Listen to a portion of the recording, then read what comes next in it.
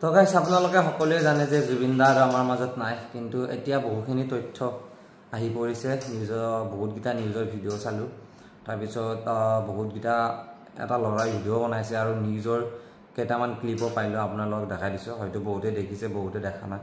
ঠিক আছে, এতিয়া এনেকুৱা লাগিছে যে পষ্টমৰ্টম ৰিপৰ্টতো মানে জুবিন দাৰ যিটো চিজাৰ অহা বুলি কৈছে, চিজাৰো অহা নাই, চিজাৰ বোলে অহাই নাছিল, তেনেকুৱা ভিডিঅ'। আৰু ভিডিঅ'ত দেখা মতে যেনেকুৱা লাগিছে, কিছুমানে কৈছে যে স্কুবা ডাইভিং কৰোঁতে তেওঁৰ এনেকুৱা ঘটনা হ'ল, আৰু কিছুমানে কৈছে যে বহুত কিবা কিবি আৰু চলি আছে।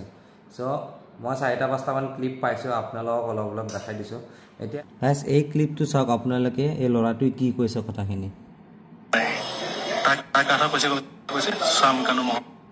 যে মোৰ ছিংগাপুৰ যাবলৈ মন নাই, কিন্তু এটা কাৰণে যাব লাগিব, নহ'লে এটা ছুইচাইড কৰি দিব, নহ'লে এটাই তাৰ কথা কৈছে। কাৰ কথা কৈছে? শ্যাম কানু মহন্তৰ কথা কৈছে। কাৰণ কেলৈ শ্যাম কানু মহন্ত বেপাৰী হয় এটা, জুবিন গাৰ্গক লৈয়েতো কৰি আছে কামটো, জুবিন গাৰ্গক লৈয়ে বেপাৰ কৰি আছে নৰ্থ ইষ্ট ফেষ্টিভেলটো। মই স্পষ্টভাৱে কৈছোঁ, মোৰ নাম ডিম্পল, মোৰ যি হয় হ'ব যাওক। ষ্টেট কাৰ্ড কৈছোঁ, চিধা কৈছোঁ, যি ঘৰতে আছোঁ বৰ্তমান, খঙত আছোঁ, যি নহওক।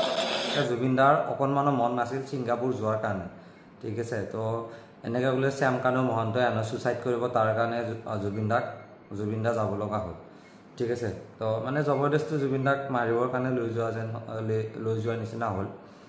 তো এতিয়া সেইটোতো হ'ল, আৰু তাৰ কেইটামান ভিডিঅ' আপোনালোকক দেখাই দিছোঁ, এই ভিডিঅ'টো চোৱা।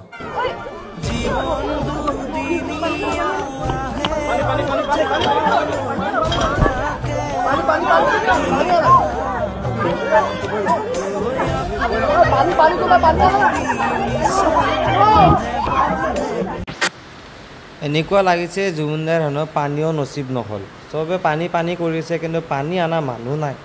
এতিয়ালৈ পানী আনি পোৱা নাই, কিন্তু এতিয়া আৰু পানী আনিলে কি হ'ব?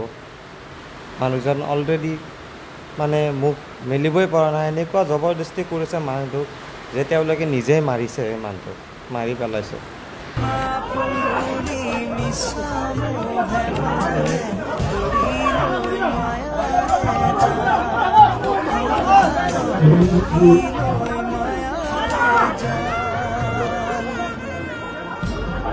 এনেকুৱা লাগিছে যে মানুহবিলাকে তাত হাৰ্ট এটেক আহিছে নে কি হৈছে, মানুহটো উশাহ নিশাহ ল'ব পৰা নাই, মুখ কামুৰি ধৰিছে। মানুহবিলাকে তাত হেল্প কৰিবলৈ গোটেই মাখা হেঁচা মাৰিহে ধৰিছে। ক্লিপটোত এনেকুৱা মানে দেখিব পৰা গৈছে।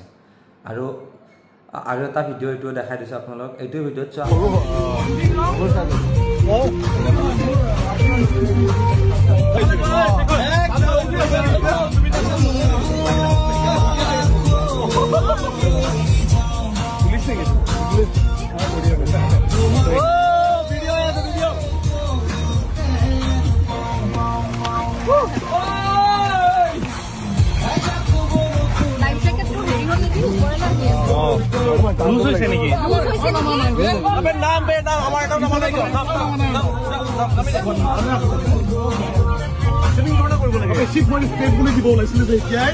আপোনালোকে এইটো ভিডিঅ'ত এনেকুৱা লাগে যে জুবিন দা বহুত ভাগৰি আছে, সাঁতুৰিব পৰা নাই, আৰু লাইফ জেকেটটো হেনো ভালকৈ লগাই নাই, কাৰো গুৰুত্বই নাই।